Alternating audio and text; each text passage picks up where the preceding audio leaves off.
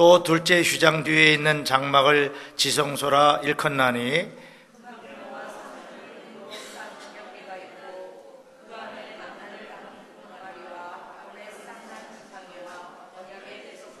함께 읽습니다. 그 위에 속죄소를 덮는 영광의 그룹들이 있으니 이것들에 관하여는 이제 낱낱이 말할 수 없노라. 아멘. 주님의 말씀입니다. 옆 사람에게 말씀을 주신 하나님께 감사합시다. 오늘은 속죄의 은혜라는 제목으로 하나님 말씀을 선포하겠습니다. 오늘 아침에 제가 여러분과 함께 나누고 싶은 성경의 이야기는 하나님의 법궤에 대한 이야기입니다. 하나님의 법궤 하면 여러분들은 어떤 생각이 드십니까? 하나님의 법궤 많이 들으셨죠? 하나님께서 모세에게 성막을 지으라고 명령하셨는데 성막 가운데 가장 깊은 곳인 지성소에 법궤를 만들어서 그 법궤를 그곳에 놓아두라고 명령하셨어요. 그리고 그 법궤가 있는 지성소에 특별하게 하나님이 임재하셨습니다. 성막 가운데 지성소를 구별하시고 지성소 중에서도 특별히 언약궤가 있는 그 자리에 하나님께서 특별하게 임재하셨습니다. 그리고 그 하나님의 법궤를 하나님 굉장히 귀하게 여기셨어요. 하나님이 귀하게 여기셨기 때문에 이스라엘 백성들도 하나님의 법궤를 굉장히 소중하고 귀하게 여겼습니다. 법궤를 그들은 항상 자신들의 삶의 중심에 두고 법궤가 움직이면 따라 움직이고 법궤가 멈추면 멈추고 또 법궤를 메고 전쟁터에 나가기도 하고 법궤를 중심으로 그들은 살았던 것입니다. 성경을 읽어보면 이 법궤에는 아주 깊은 구원의 진리가 담겨져 있어요. 물론 법궤를 하나님께 소중하게 여기고 이스라엘 백성들 소중하게 여긴 데는 법궤 자체에 하나님의 능력과 표적과 기적이 따르기 때문이기도 하였지만은 더 깊은 의미인 구원의 진리가 담겨져 있기 때문이었습니다. 우리가 잘 아는 대로 이 법궤가 전쟁에 나갈 때 앞서가면은 전쟁에 승리합니다. 법궤는 굉장한 그 기적과 능력이 담긴 하나님의 상징입니다.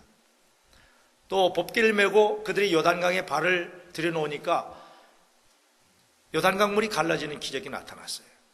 기쁨의 언덕으로 어제 아침 새벽 말씀의 묵상을 보면은 법궤를 메고 이스라엘 백성들이 여리고성을 돌았을 때에 그 초롱성 같은 여리고성이 무너지는 이런 기적도 나타났어요. 이 법궤는 하나님의 표적, 능력, 권세, 승리, 축복이 담겨진 상징적인 하나님의 도구인 것입니다. 그래서 사람들은 이 법궤를 소유하기를 굉장히 원했습니다.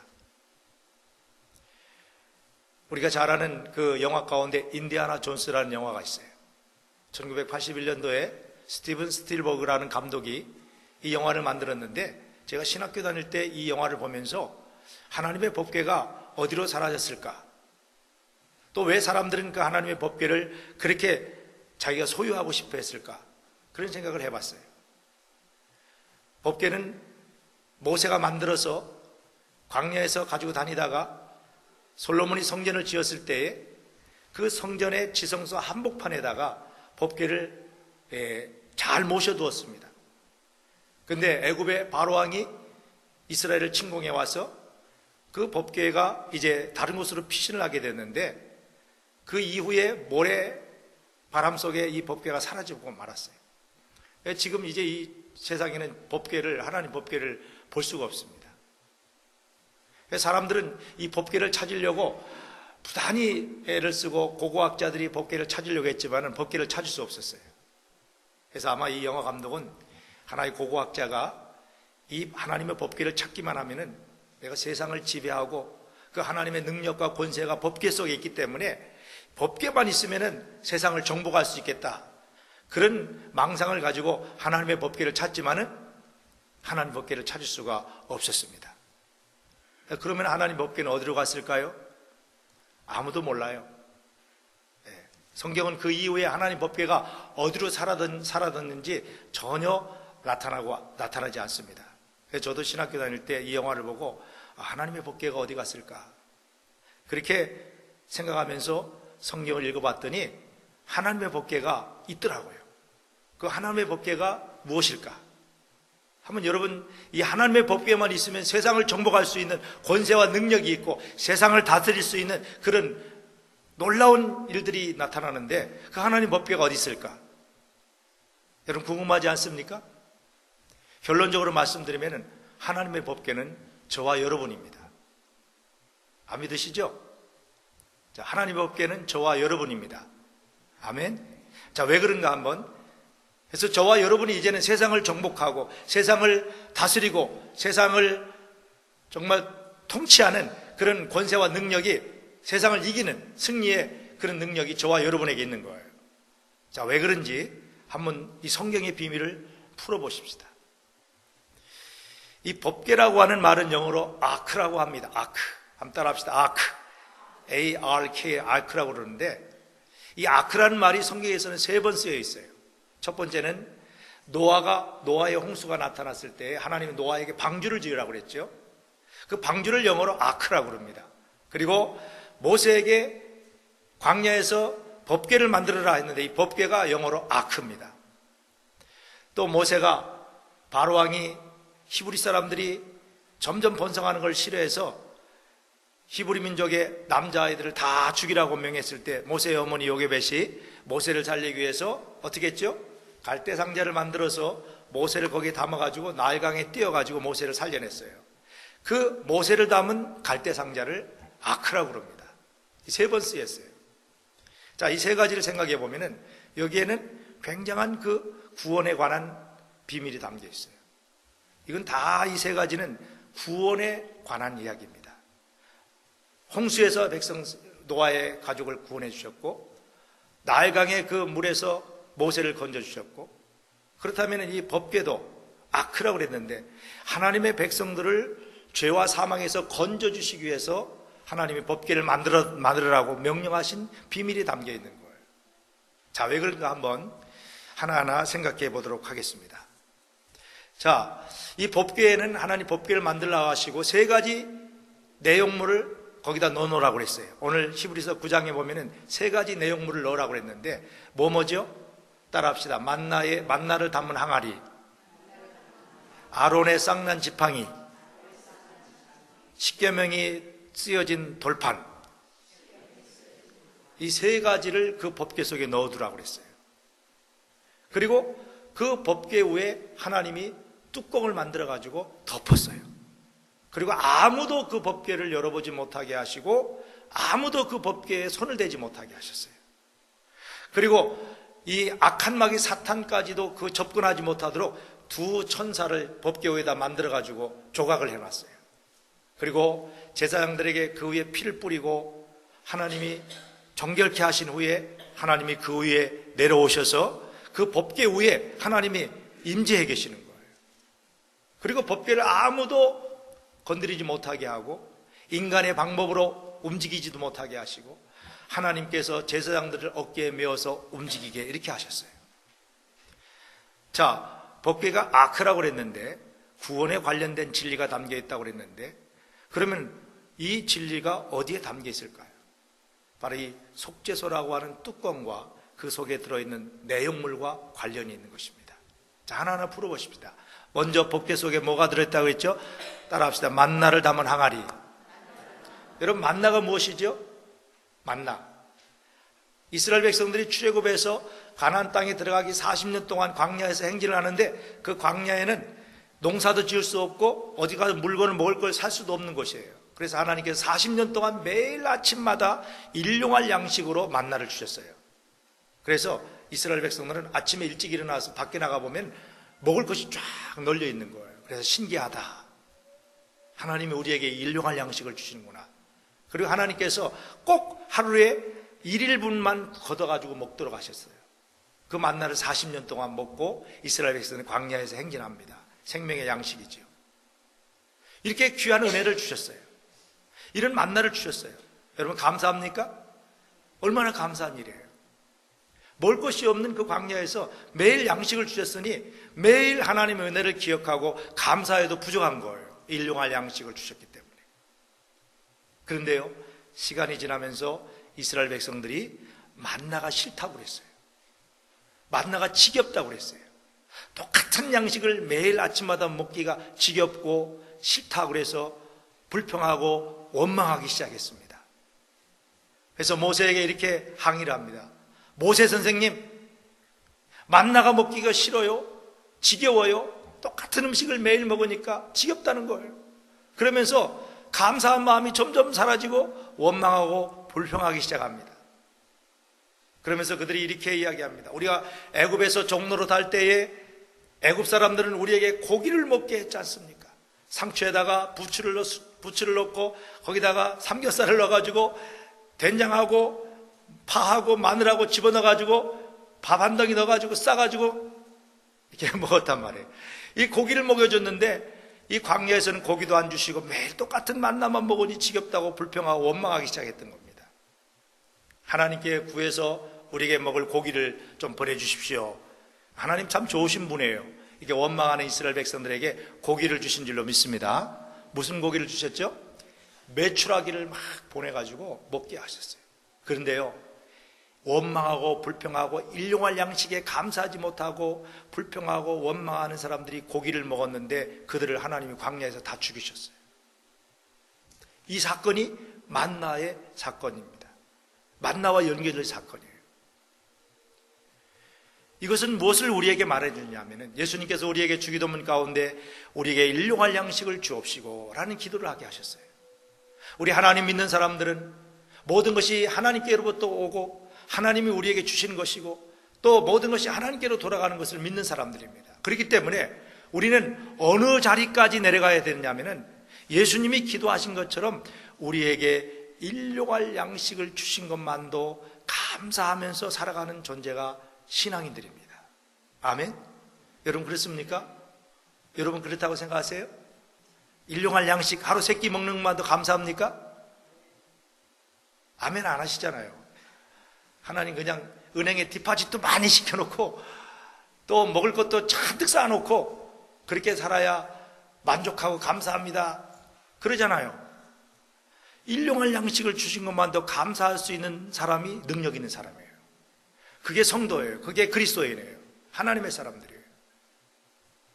그런데 광야의 이스라엘 백성들처럼 오늘 많은 사람들이 하루 3끼 먹는 것 이것에 감사할 줄 몰라요. 여러분 하루 3끼 먹는 것만 해도 감사한 줄 아시기 바랍니다. 그래서 사도 바울은 내가 먹을 것과 입을 것만 있어도 감사합니다. 자족합니다. 만족합니다. 이렇게 감사하며 살았어요. 그러니 사도 바울이 뭐가 불평이 있겠어요? 뭐가 원망이 있겠어요? 모든 것이 다 감사했던 거예요. 여러분 신앙인의 능력은 내가 밥 3끼 먹는 것 하루 한 끼 먹는 것만 해도 감사합니다 라고 고백할 수 있는 그 능력이 그리스도인의 능력입니다. 그런데요 사람들이 그렇지 않아요. 더 많이 갖고 싶고 더 많이 먹고 싶고 더 좋은 거 먹고 싶고 더 좋은 것 그래도 만족을 모르고 사는 것이 오늘 사람들의 마음입니다. 인간의 마음 속에 이 만나 사건을 통하여 인간은 그 마음속 깊은 곳에 이 탐욕이라는 거 욕심이라는 것이 있구나 하는 것을 우리에게 깨우쳐 주는 거예요. 욕심이 잉태한 즉 죄를 낳고 죄가 장성한 즉 사망을 낳는다고 그랬는데 인간의 마음속에 숨어있는 우리 속에 담겨져 있는 그런 내용물이 뭐냐면은 탐욕에 대한 탐심에 대한 이런 죄입니다. 이게 누구에게나 우리 속에 있어요. 법궤 속에 만나의 사건이 담겨져 있는 것은 인간의 마음속에 탐심의 죄가 있다는 것을 상징하는 겁니다. 이 첫 번째 죄의 모습입니다. 두 번째로 아론의 쌍난 지팡이를 거기다 넣어놓으라고 그랬는데 아론의 쌍난 지팡이는 무엇입니까? 이스라엘 백성들을 광야에서 인도할 때 하나님이 모세를 지도자로 세우고 아론을 영적 지도자로 세웠어요. 이 두 사람이 이스라엘 백성들을 이끌고 나가는 겁니다. 그리고 12지파가 다 나눠져 있었어요. 그런데 광야를 행진하다 보니까 나머지 12지파 사람들의 지도자들이 왜 하나님께서 모세와 아론에게만 지도력을 주시고 이런 높은 자리에 앉게 하셨느냐? 우리도 모세와 아론처럼 높아질 수 있지 않느냐? 하면서 모세와 아론의 그 지도력에 대해서 도전을 했어요. 하나님이 세우신 질서에 도전했어요. 자기들도 높아지고 싶다는 거예요. 그래서 하나님께서 그들을 이렇게 시험하셨습니다. 그들을 하나님 책망하시고 모세와 아론을 이렇게 높이 세워서 너희들이 이끌게 하는 것은 하나님이 주신 권위요 하나님이 세우신 자리다. 높아지려고 하지 말라.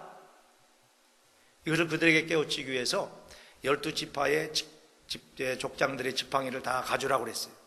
아론은 레위 지파의 족장이기 때문에 아론의 지팡이로 가져라고 그랬어요.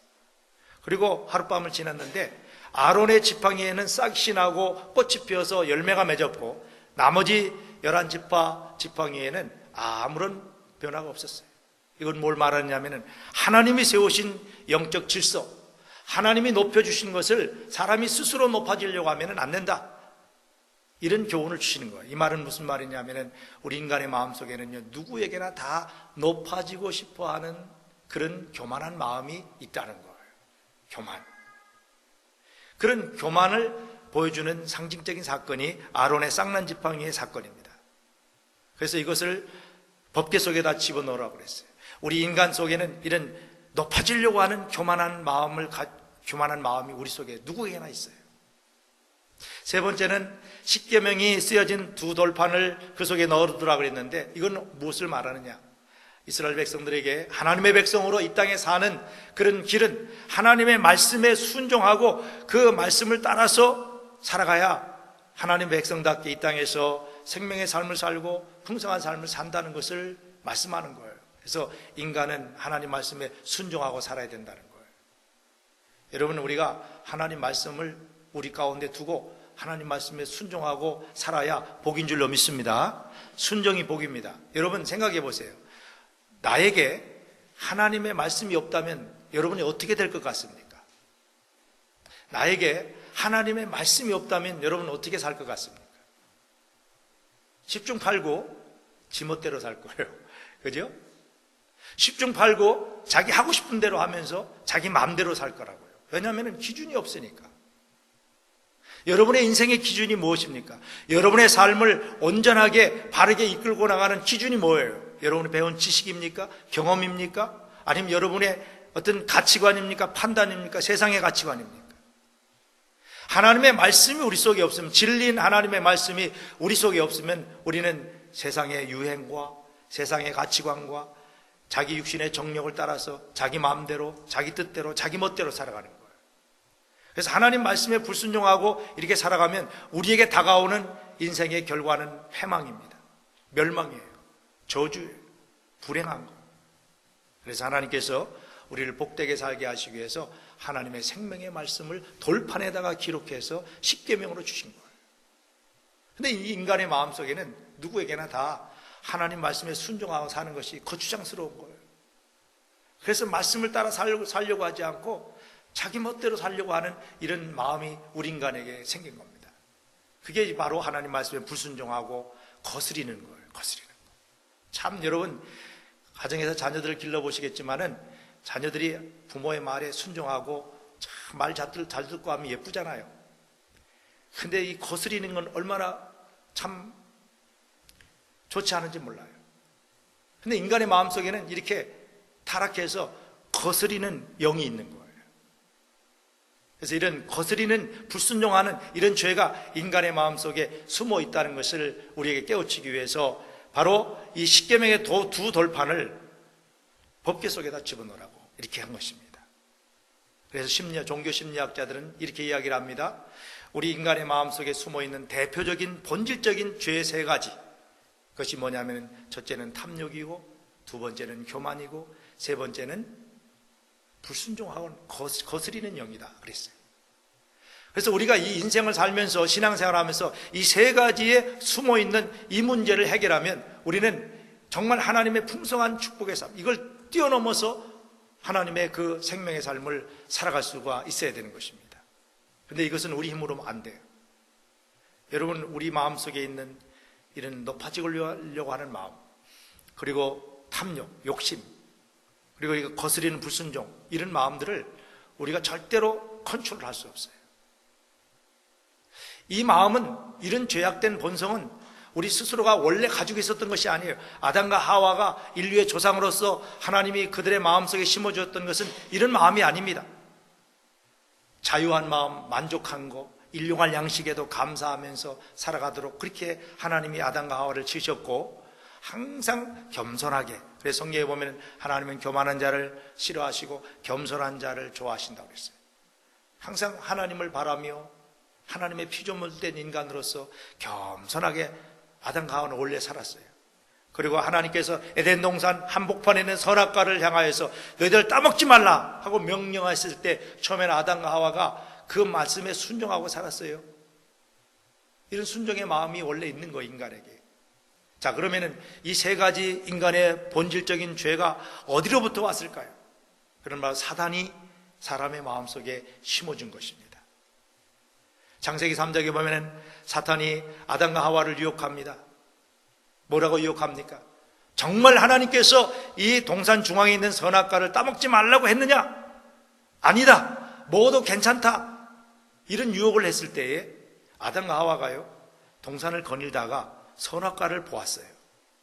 보는 순간에 사단에게 그런 유혹의 음성을 듣기 전에는 선악과를 보아도 하나님이 먹지 말라고 한 것이니까 그들은 당연하게 생각하고 바라보아도 아무런 그런 유혹이 없었어요.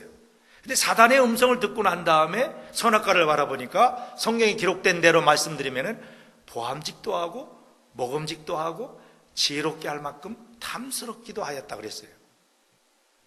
보암직하고 먹음직하고 지혜롭게 할 만큼 탐스럽게 했다. 이 말은 무슨 말입니까? 사단이 인간의 마음속에 욕심을 불어넣은 거예요. 욕심의 죄, 탐심의 죄, 탐욕의 마음을 심어준 거예요. 그래서 사도 바울은 탐심이 우상숭배라고까지 이야기를 했어요. 여러분, 인생의 모든 문제를 다 따지고 들어가 보면은요, 모든 그 죄의 근원과 출발이 뭐냐면 우리가 불행하게 되고 우리가 멸망에 이르게 되고 우리 인생이 참으로 고통에 빠지게 되는 이유를 따지고 보면은 다 욕심 때문에 그래요. 욕심. 이 문제를 해결하지 못하면은요, 우리 인생은 평생 살아도 계속 불행한 것입니다. 고통인. 사단이 그런 마음을 심어줬어요. 자, 그래서 보암직도 하고 먹음직도 하고 지혜롭게 할 만큼 탐스럽기도 하는 그런 마음이 사단에게 준 죄의 마음이 들어오게 되니까 이들이 그 선악과를 볼 때 사단이 또 그렇게 유혹을 합니다. 너희들이 그 선악과를 왜 하나님이 따먹지 말라고 한지 아느냐? 이 선악과를 따먹으면 너희들 눈이 밝아져서 너희들이 하나님과 같이 될 거라는 것을 하나님 아셨기 때문에 못 먹게 했다. 이런 말에 유혹을 당하니까 선악과를 따먹으면 우리가 하나님같이 된다? 피조물인 인간이 높아지려고 하는 그런 교만한 마음, 이런 마음을 사단이 또 심어줍니다. 사실 하나님이 눈이 밝아져서 하나님과 같이 될 것이라는 말씀하신 적도 없거든요. 교만한 마음을 부추기는 거예요. 높아져라, 높아져라, 높아져라. 자꾸 사람들이 이게 높아지려고 하는 그런 교만한 마음을 죄로 심어준 것이 사단이 심어준 것입니다. 그래서 인간의 마음속에는 누구나 다 자기를 드러내고 잘난 체하고 교만하고 이런 마음이 다 있는 거예요. 본래 우리 마음이 아니에요. 마귀가 갖다 준 마음이에요. 그리고 세 번째로 사단이 그런 유혹에 빠져서 아담과 하와가 선악과를 바라볼 때에 선악과는 하나님께서 먹지 말라고 했지 하고 하나님 말씀에 순종하는 마음을 거스리고 어떻게 했어요? 선악과를 결국 명령을 어기고 따먹어버리고 말았어요. 사단의 유혹에 빠져서 불순종의 죄를 짓기 시작한 겁니다. 거역하는 영이 그 속에 들어왔어요. 이 세 가지 죄가 바로 사단으로부터 우리에게 온 것입니다. 하나님께서는 이런 인간이 이 죄를 짓고 타락함으로 말미암아 저주를 받아서 영원히 멸망받을 것을 하나님은 생각할 때 인간이 불쌍하시고 그 인간을 구원하시기 위해서 하나님께서는 구원의 이런 계획을 세우신 거예요. 구원의 계획을 어디다 담아주셨느냐? 법궤에다 담아주신 거예요.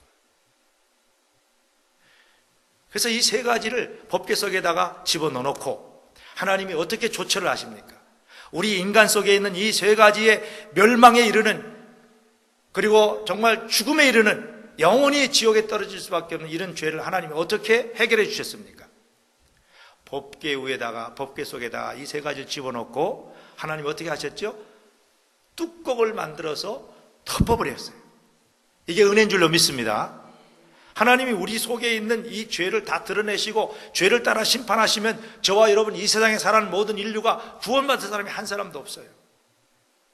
하나님이 덮개를 만들어서 우리의 허물과 죄를 다 덮어주셨어요. 기억조차 하지 않는다 그랬어요. 기억조차 하지 않는다. 다 덮으시고 아무도 손을 대지 못하게 하셨어요. 그래서요, 과거에 이 이스라엘 백성들이 법궤를 옮길 때는요, 제사장들이 이 법궤를 어깨에다가 메어가지고 옮기게 했고요, 아무도 손을 대지 못하게 했어요. 손을 대면은 즉사하게 됐어요. 그래서 웃사라는 사람이 하나님의 법궤가 수레에 막 실려가는데 떨어질까 싶어가지고 법궤에다 손을 댔다가 즉사했어요. 이 말은 무슨 말이냐면, 어느 누구도 예수를 믿고 구원받아 하나님의 은혜와 사랑으로 우리의 모든 허물과 죄가 다 덮어져서 이제 구원받고 의롭다 하는 우리 성도들을 어느 누구도 정죄할 수 없다는 거예요. 할렐루야. 누구도 여러분을 정죄할 수 없어요. 우리를 아무도 정죄할 수 없습니다. 여러분, 이게 얼마나 큰 은혜입니까?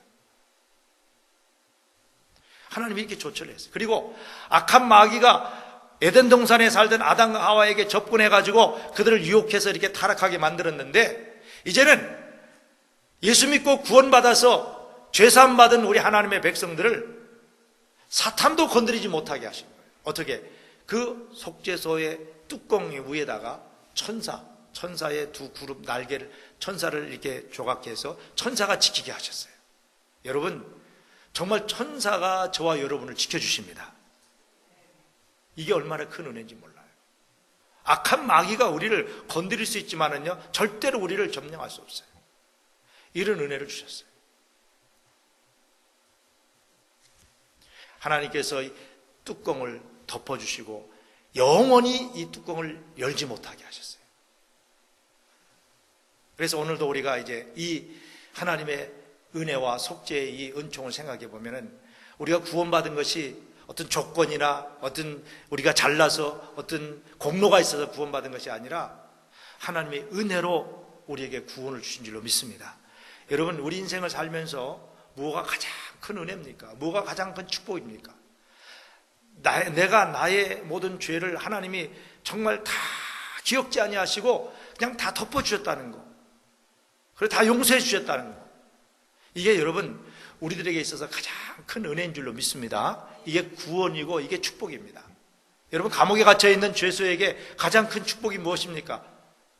석방되는 거, 죄를 사해주고 사면해주고 석방해주는 게 제일 큰 은혜이지 않습니까? 그런 은혜를 하나님이 저와 여러분에게 베풀어 주신 거예요. 하나님은 사랑이라, 사랑의 하나님께서 우리의 허물을 기억지 아니하시고 다 덮어주시고, 그래서 우리가 살게 된 줄로 믿습니다. 이게 은혜입니다. 그래서 이게 하나님의 사랑이에요. 긍휼이에요. 하나님 자비예요. 이 속죄의 은혜입니다. 이 은혜를 우리가 받았어요. 우리가 무슨 잘나서가 아니에요. 하나님 그냥 값없이. 그래서 사도 바울은 이렇게 이야기합니다. 너희가 그 은혜를 인하여 믿음으로 말미암아 구원을 얻었나니 이것이 너희에게서 난 것이 아니요 하나님의 선물이라. 내가 너희를 선택했다. 내가 너희를 택했다. 그래서 우리를 이렇게 귀한 존재로 하나님 삼아주신 줄로 믿습니다. 이게 속죄의 은혜예요. 속죄의 은혜. 이 하나님의 사랑을 십자가를 통하여 하나님 예수님의 십자가상에서 흘리신 보혈의 피로, 그래서 우리가 예수의 보혈의 피를 믿어야 하느냐면요, 앞에서 말씀드렸죠. 이 속죄소를 만들어가지고 뚜껑을 다 덮은 후에 하나님이 그 위에 임재하셔가지고 우리와 함께 영원히 동행하시고 우리와 함께 하시고 우리에게 축복하시는 그런 은혜를 주시길 원하시는데, 그 속죄소는 아직도 부정한 것입니다. 그래서 피를 뿌리라고 했어요. 오늘도 예수의 보혈의 피가 우리 가운데 뿌려질 때에 부정하고 정결하지 못한 우리들이 다 정결하게 되어서 정결하신 하나님, 거룩하신 하나님이 우리 가운데 같이 오셔서 함께 하시는 거예요. 그래서 우리가 예수의 보혈의 피로 씻음받고 날마다 회개함으로 깨끗해져서 정결해져야 하나님이 우리와 함께 하시는 거예요. 여러분, 하나님이 우리와 동행하시는 것, 이게 축복인 줄로 믿습니다. 내가 너와 함께 한다. 여러분, 어린아이들이 캄캄한 밤길을 걸어도 엄마 아빠 손을 붙잡고 있으면은, 엄마 아빠가 함께 하면은 어린아이들은 전혀 두려움이 없어요. 저희들이 광야 같은 세상 우리가 살아가면서 두려울 수밖에 없고 죽음과 사망과 여러 가지 사건과 세상에 두려울 수밖에 없지만은요, 주님이 우리와 함께 하시면 두려움이 없는 줄로 믿습니다. 어린아이들이 부모와 함께 하는 것처럼. 근데 하나님이 우리와 함께 하시고 우리를 붙잡으시고 이끌어 주시길 원하시는데, 하나님은 거룩하신 분이기 때문에 부족한 곳에는 있을 수가 없어요. 그래서 우리가 회개해야 되고요, 성찬을 통하여 날마다 새로워져야 돼요. 피를 뿌릴 때에 그 속죄소에 하나님이 내려와 임재하시고 함께 하셨다는 거예요. 오늘 우리는 바로 이런 존재인 것입니다. 예수의 보혈의 피로 우리를 정결케 하셨어요. 예수의 보혈의 피를 믿는 자들이 다 깨끗함을 얻고 의롭다함을 받아서 거룩하신 하나님이 언제나 우리 가운데 오셔서 우리와 함께 하시고 우리와 동행해 주시고 우리와 함께 사시는 그 은혜가 우리에게 있는 거예요. 여러분 생각해 보세요. 만물을 다스리고 통치하신 전능하신 하나님이 우리와 함께 하셔서 같이 살아주신다는데, 이게 은혜가 아니고 무엇입니까? 이런 속죄의 은혜를 저와 여러분이 받았어요. 이 구원의 은혜가 가장 큰 축복인 줄로 믿습니다. 하나님의 이 큰 사랑을 받았어요. 그래서 베드로는 우리가 잘 아는 대로 베드로는 예수님을 3번이나 모른다고 부인하고 도망쳤던 배신자요, 비겁한 사람이잖아요. 그런 베드로에게 예수님이 찾아오셔서 과거에 베드로가 예수님을 부인했던 거 묻지 아니하시고 그의 모든 허물과 죄를 기억조차 아니하시고 다 주님이 덮어주셨잖아요. 그래서 베드로가 그 하나님의 사랑, 예수님의 사랑, 부활하신 주님을 통해 받고 난 다음에 베드로는 사랑을 간단하게 이렇게 정의를 했습니다. 베드로전서 4장 8절에 보면 사랑은 허다한 죄를 덮느니라. 사랑은 허다한 죄를 덮는 거예요. 얼마나 간단합니까? 베드로는 자기가 경험했기 때문에 하나님이 이렇게 큰 사랑으로 저와 여러분을 덮어주셔서 우리가 구원받은 줄로 믿습니다. 이 사랑에 감격해야 돼요. 나의 죄를 사해 주시고 구원해 주신 이 하나님의 자비와 긍휼과 사랑에 우리는 감격하며 살아도 부족합니다. 법궤의 뚜껑을 열어가지고 보면은 다 교만과 탐욕과 불순종의 죄가 가득한 거예요. 우리 속을 다 열어보면은 사람이 볼 때 다 냄새 나요? 냄새 안 나는 사람 없어요. 근데 하나님이 뚜껑을 덮으셔서 다 사해 주신 줄로 믿습니다. 우리를 의롭다 해주신 거예요. 이 사랑 가운데 우리가 살게 된 거예요. 이 사랑을 우리가 확신해야 됩니다. 그래서 이제 우리들도 이 십자가를 통하여 하나님의 사랑을 깨닫고 그 크신 하나님의 사랑 우리 속에 넘쳐서 주님께서 명령하신 대로 하나님을 사랑하고 이웃을 사랑하면서 우리가 거룩한 하나님의 백성으로서 살아가는 겁니다. 그래서 사랑이 능력입니다. 앞에서 하나님의 법궤를 찾으면 세상을 정복할 수 있다고 그랬는데요, 그 하나님의 능력과 권세와 축복과 하나님의 모든 이런 하나님의 승리는 무엇을 통해서 우리에게 오느냐 하면 하나님의 사랑을 깨닫고 거듭나서 하나님의 사랑으로 살아가는 사람이 법궤인 것입니다. 세상을 지배하고 정복하고 다스리고 이기는 거예요. 역사를 바꾸고 인생을 바꾸고 세상을 바꾸는 것은 다른 것이 아니에요. 하나님의 법궤인 저와 여러분이 이제는 죄사함 받아서 하나님의 사랑의 사람이 되어서 믿음의 사람이 되어서 믿음으로 살면은 이런 역사가 우리의 인생 속에 세상 속에 나타나는 거예요. 그래서 저와 여러분이 세상의 주인공들인 줄로 믿습니다. 법궤가 가는 곳에 요단강이 갈라지고 법궤가 가는 곳에 여리고성이 무너지고 법궤가 가는 곳에 전쟁에서 승리하고 하나님의 축복이 따르는 것은 우리들을 통해서 하나님이 이루시는 하나님의 역사인 것입니다. 이 하나님의 은혜와 사랑을 다시 한번 깨닫고 확신하면서 여러분 하나님의 법궤로서 이제는 우리가 법궤를 발견한 사람들이에요. 인디아나 존스 그 사람이 법궤를 발견해가 세상을 정복하는 그런 세상적인 방법이 아니라 이제 우리가 법궤가 되어서 하나님의 사랑을 담아가지고 용서받은 자들로서 세상에 나가면은 우리는 세상의 빛이 되고 세상을 변화시키는 위대한 하나님의 축복의 도구들이 되는 것입니다. 그리고 우리 인생이 얼마나 귀한 것입니까? 저는 이번에 한국에 가서 이 낙도, 이 전라남도 순천에 있는 낙도 선교에 가서 말씀을 증거하고 또 낙도가 뭐냐면은 낙도는 낙후된 섬이라는 뜻이에요. 그 섬에 4군데를 찾아가서 참 사랑을 전하고 설교도 하고 이렇게 왔는데요. 그 순천과 여수에 갔더니 거기에 손영원 목사님의 순교 기념관이 있더라고요. 손영원 목사님이 1940년대에 그 나환자들이 모여 사는 그런 동네에서 애양원 교회라는 교회를 세워가지고 목회를 하시는데 자기 교인들이 90% 이상이 문둥병자들이에요. 그 목사님은 정말 목회자 되시더라고요.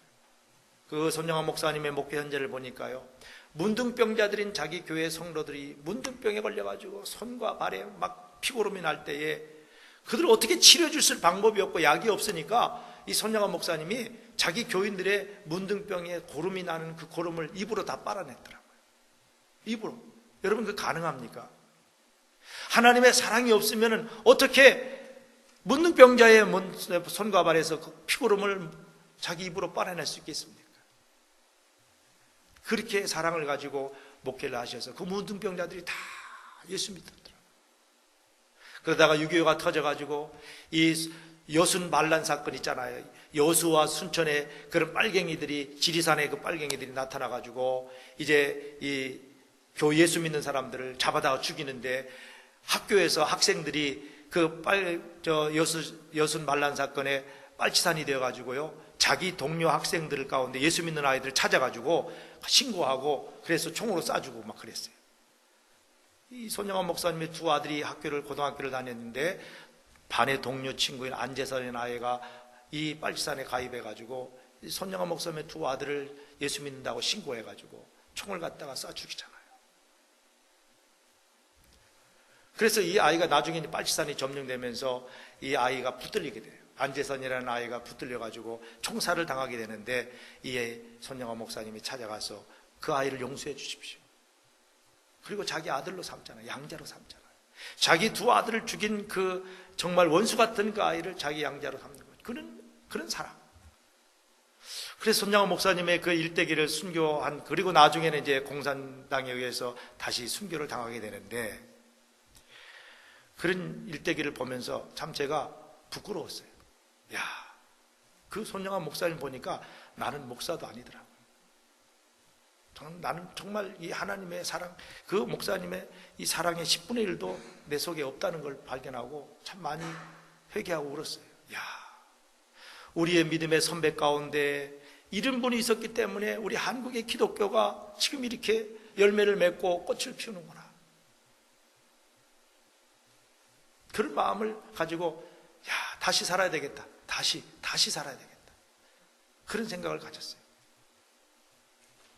정말 여러분, 이 손영환 목사님의 이 희생적인 예수님의 사랑, 실천적인 예수님 사랑 때문에요, 이 순천 여수 지역이 우리나라 전국에 있는 도시, 어느 도시보다도 기독교인의 퍼센티지가 제일 높아요.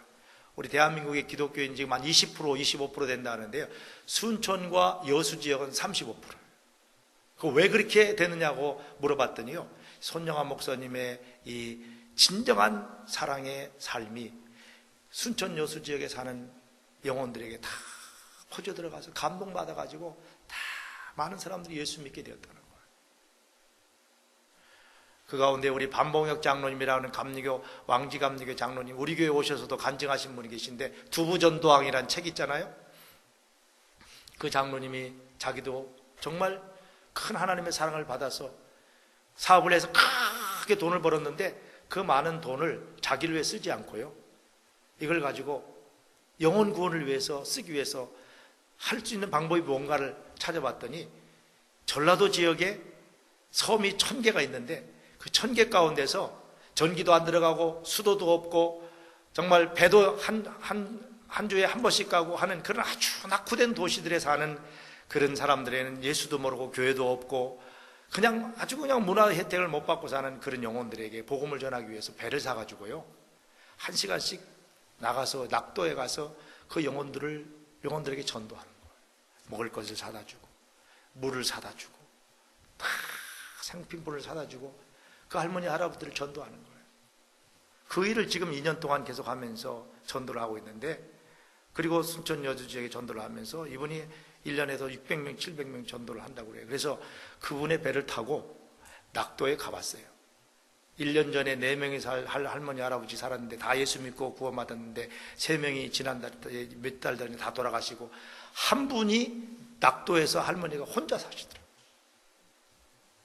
그런 분들에게 찾아가서 끊임없이 하나님의 사랑을 베풀면서 그 전도하는 그 모습을 볼 때 손영환 목사님의 그 사랑을 물려받은 진정한 믿음의 삶을 살고 있는 모습을 봤어요. 그분이요 정말 좋은 가문에서 학교도 정말 좋은 데 나오셨더라고요. 세상에서 얼마든지 누리고 살 수 있고 얼마든지 자기 이름을 내고 얼마든지 세상에서 정말 누리고 살 수 있는 분인데 다 주님을 위해서 포기하고 제가요 배를 타고 1시간 낙도를 가는데요 멀미 나서 죽는 줄 알았어요. 근데 그날은 마침 비가 많이 오고 그 다음날 맑았는데도 배를 타고 1시간 가는 게 아주 그냥 죽겠더라고요. 조그만 배를 타고 가는데. 그런데도 일주일에 2번씩 그 섬들을 찾아다니면서 전도하는 그 모습을 보면서 우리는 하루 갔다 오고는 다 다운이 돼가지고 정말 정신을 못 차렸는데 그렇게 70이 다 되신 분이 그런 전도를 하는 걸 보면서 하나님의 그 손영환 목사님의 하나님의 사랑이 순천 여주 지역에 퍼져서 하나님의 복음이 점점 왕성해지는 이걸 볼 때에 정말 우리가 하나님의 이 속죄의 은혜를 받았음에도 불구하고 우리는 얼마나 그냥 이기적이고 나만을 생각하고 그 은혜에 보답하지 못하고 살아가는 존재인가 그걸 깨닫게 되었어요. 지금이라도 늦지 않습니다. 여러분 이 속죄의 큰 은혜 하나님 덮어주신 이 사랑과 은혜를 받았는데 이제는 우리가 더 하나님을 사랑하고 이웃을 사랑하면서 하나님의 복음을 전하는 진정한 그리스도인으로 살아가야 할 줄로 믿습니다. 기도하시겠습니다. 하나님 아버지 속죄의 은혜 주심을 감사합니다. 그 큰 사랑을 받았사오니 이 사랑 저희들도 전파하면서 우리의 믿음의 선조들이 걸어간 이 복된 신앙의 길을 걸어가고 사랑의 길을 걸어갈 수 있는 우리 모두가 되도록 축복해 주시고 새롭게 하여 주시옵소서. 예수 그리스도의 이름으로 간절히 감사하면서 기도하옵나이다. 아멘. 우리 말씀 생각하시면서 찬송 404장 찬송하시면서 헌금 드리시겠습니다. 그 크신 하나님의 사랑 1절과 3절만 부르시겠습니다.